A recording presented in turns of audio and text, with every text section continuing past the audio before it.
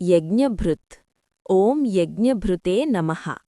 యజ్ఞభృత్ అనే నామం యజ్ఞాన్ని భరించేవాడు, పోషించేవాడు అనే అర్థాన్ని సూచిస్తుంది.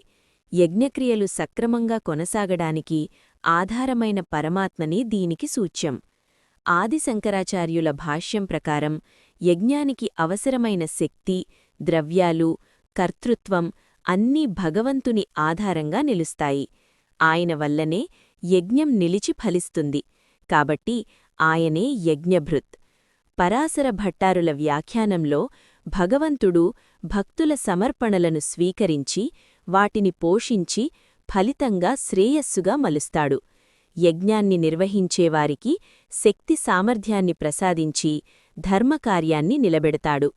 ఈ నామం ద్వారా పరమాత్మ యొక్క పోషకత్వం, ఆధారత్వం మరియు యజ్ఞరూప ధర్మాన్ని నిలబెట్టే దివ్యస్వరూపం స్పష్టమవుతుంది.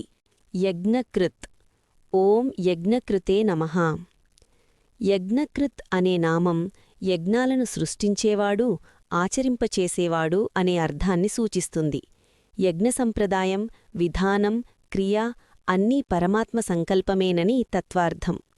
ఆదిశంకరాచార్యుల భాష్యం ప్రకారం భగవంతుడే యజ్ఞరూప ధర్మాన్ని నిర్దేశించి జీవులకు దానిని ఆచరించే శక్తిని ప్రసాదిస్తాడు. యజ్ఞక్రియలు ఆయన ఆధీనంలోనే జరుగుతాయి, కాబట్టి ఆయనే యజ్ఞకృత్. పరాశర భట్టారుల వ్యాఖ్యానంలో భగవంతుడు భక్తుల ద్వారా యజ్ఞాలను చేయించుకొని వాటిని స్వీకరించి శ్రేయస్సును ప్రసాదిస్తాడు. ఆయన అనుగ్రహమే యజ్ఞసిద్ధికి కారణం. ఈ నామం ద్వారా పరమాత్మ యొక్క సృష్టికర్తత్వం, కర్తృత్వం మరియు ధర్మరూప యజ్ఞాన్ని స్థాపించి నడిపించే దివ్యస్వరూపం స్పష్టమవుతుంది. యజ్ఞీ. ఓం యజ్ఞినే నమః. యజ్ఞీ అనే నామం యజ్ఞాన్ని అనుభవించేవాడు, యజ్ఞఫలాన్ని స్వీకరించేవాడు అనే అర్థాన్ని సూచిస్తుంది. సమస్త యజ్ఞాలు చివరికి చేరేది పరమాత్మనేనని తత్వార్థం. ఆది శంకరాచార్యుల భాష్యం ప్రకారం యజ్ఞంలో సమర్పించబడే హవిర్భాగాలు, మంత్రాలు, క్రియలు అన్నీ భగవంతునికే అర్పించబడతాయి. ఆయననే యజ్ఞభోక్తగా భావించాలి. పరాశర భట్టారుల వ్యాఖ్యానంలో భగవంతుడు భక్తుల సమర్పణలను సంతోషంతో స్వీకరించి వాటికి తగిన ఫలాన్ని అనుగ్రహిస్తాడు.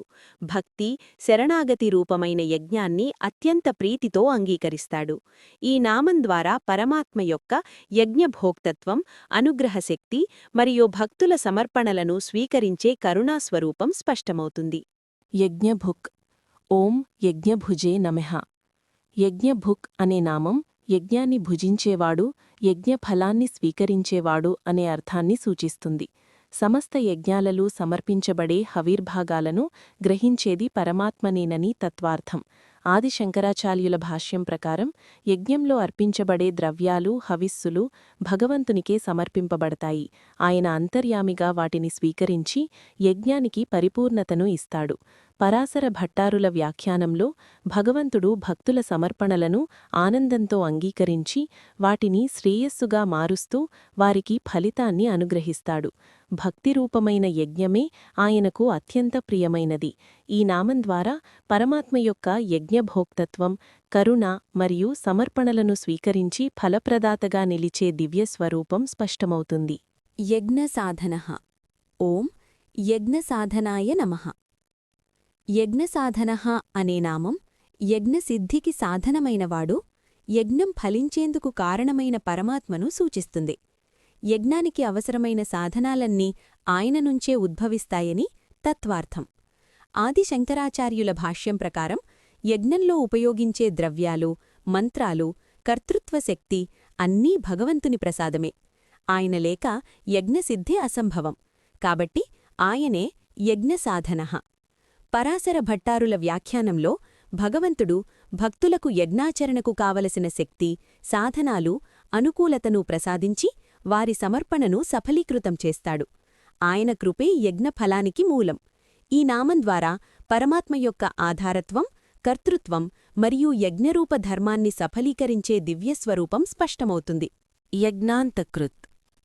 ఓం యజ్ఞాంతకృతే నమః. యజ్ఞాంతకృత్ అనే నామం యజ్ఞానికి అంత్యఫలాన్ని ప్రసాదించేవాడు, యజ్ఞాన్ని సమాప్తి చేయించేవాడు అనే అర్థాన్ని సూచిస్తుంది. యజ్ఞక్రియల పూర్తి ఫలసిద్ధి ఆయన ద్వారానే జరుగుతుందని తత్వార్థం.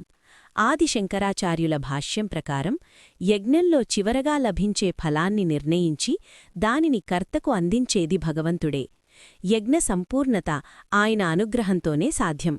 పరాశర భట్టారుల వ్యాఖ్యానంలో భగవంతుడు భక్తుల సమర్పణలను స్వీకరించి వాటిని పరమ శ్రేయస్సుగా మలచి మోక్షఫలానికి నడిపిస్తాడు. యజ్ఞానికి పరమ గమ్యం కూడా ఆయనే.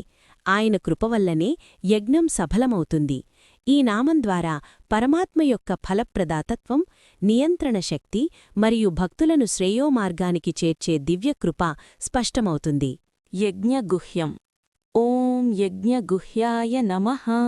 యజ్ఞగుహ్యం అనే నామం యజ్ఞానికి అంతర్గత రహస్యస్వరూపుడైన పరమాత్మను సూచిస్తుంది. యజ్ఞం యొక్క నిజసారం, గూఢార్థం ఆయనలోనే నిగూఢమయ్యుందని తత్వార్థం. ఆదిశంకరాచార్యుల భాష్యం ప్రకారం యజ్ఞక్రియల బాహ్యరూపం కంటే అంతరార్థమే ప్రధానము. ఆ అంతరార్థం భగవంతుని ఆరాధన, ఆత్మసమర్పణ, జ్ఞానరూప సాధన ఇవన్నీ ఆయనలో ఏకీభవిస్తాయి.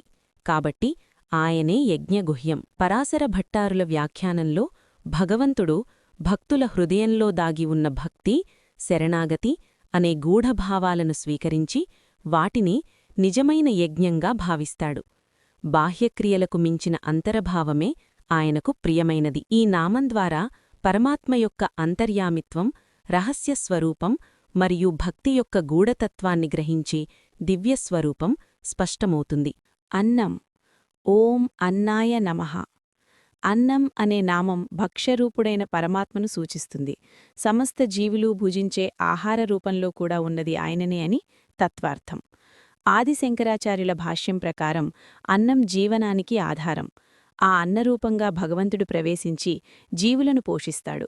కాబట్టి భుజింపబడేది కూడా ఆయన స్వరూపమే. పరాశర భట్టారుల వ్యాఖ్యానంలో భగవంతుడు భక్తులకు ఆహారరూపంగా పోషణను అందించడమే కాక వారి జీవనాన్ని నిలబెట్టే కరుణామూర్తి. భక్తులు తీసుకునే అన్నం కూడా ఆయన అనుగ్రహ ప్రసాదమే. యజ్ఞంలో సమర్పించబడే హవిర్భాగం కూడా చివరికి అన్నరూపంలోనే ఆయనకు అర్పించబడుతుంది. ఈ నామం ద్వారా పరమాత్మ యొక్క పోషకత్వం, సర్వవ్యాప్తి మరియు జీవనాధార స్వరూపం స్పష్టమవుతుంది. అన్నాదః. ఓం అన్నాదాయ నమః. అన్నాదః అనే నామం అన్నాన్ని భుజించేవాడు, అలాగే అన్నాన్ని ప్రసాదించేవాడు అనే వయార్థాన్ని సూచిస్తుంది. భోగం మరియు పోషణ రెండింటికీ ఆధారమైన పరమాత్మనేనని తత్వార్థం. ఆదిశంకరాచార్యుల భాష్యం ప్రకారం భగవంతుడు యజ్ఞాలలో సమర్పితమైన హవిర్భాగాలను స్వీకరించి భుజించేవాడు, అలాగే జీవులకు అన్నరూపంలో పోషణనిచ్చేవాడు. కాబట్టి ఆయన అన్నభోక్త కూడా, అన్నప్రదాత కూడా. పరాశర భట్టారుల వ్యాఖ్యానంలో భగవంతుడు భక్తులకు జీవనాధారమైన ఆహారాన్ని అనుగ్రహించి వారి సమర్పణను సంతోషంతో స్వీకరిస్తాడు. భక్తిరూపమైన అర్పణలను ఆనందంతో గ్రహిస్తాడు. ఈ నామం ద్వారా పరమాత్మ యొక్క భోక్తృత్వం, దాతృత్వం మరియు సమస్త జీవుల పోషణలో ఆయనకున్న కరుణాస్వరూపం స్పష్టమవుతుంది.